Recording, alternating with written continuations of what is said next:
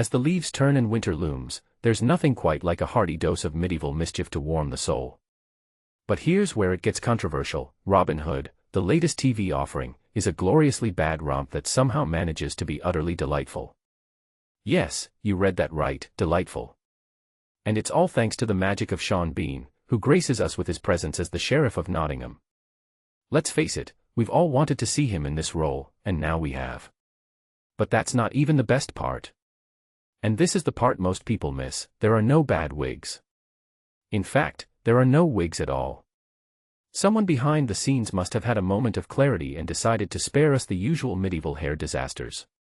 Instead, we get a cast of characters who look like they actually belong in the 12th century, or at least, as much as Hollywood allows. The show kicks off with an opening caption that's a masterclass in setting the scene. It's like the creators knew we'd all forgotten our Norman conquest history and decided to give us a crash course. Many years have passed since the Norman conquest. England is ruled by Henry II. Norman laws and Christianity have been forced upon the Saxon people, who must pay taxes and defer to their new masters. Sure, the phrasing might raise an eyebrow or two: do people really give deference? But before you can dwell on it, you're whisked away to the next paragraph about forest laws and outlaws. It's a whirlwind of information, but hey, who has time to fret when there's so much medieval mayhem to enjoy?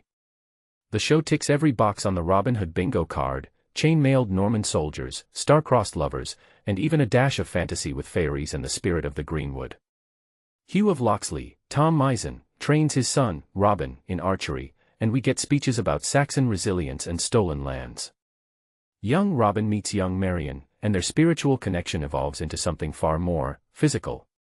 Oh, and they call him Rob because, let's be honest, Robin just doesn't scream hero.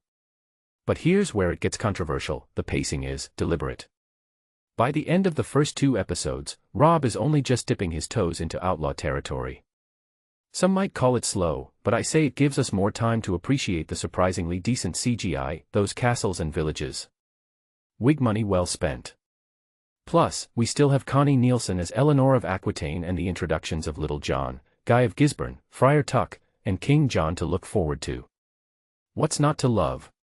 Objectively, Robin Hood is a mess. Subjectively, it's a blast. If you're not into it, that's fine, maybe you're holding out for Sean Bean's next masterpiece. But for the rest of us, this show is a guilty pleasure that hits all the right notes. No wigs, no problem.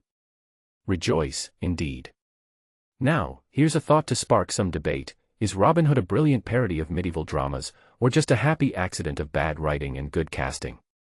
Let me know in the comments. I'm genuinely curious to hear your take.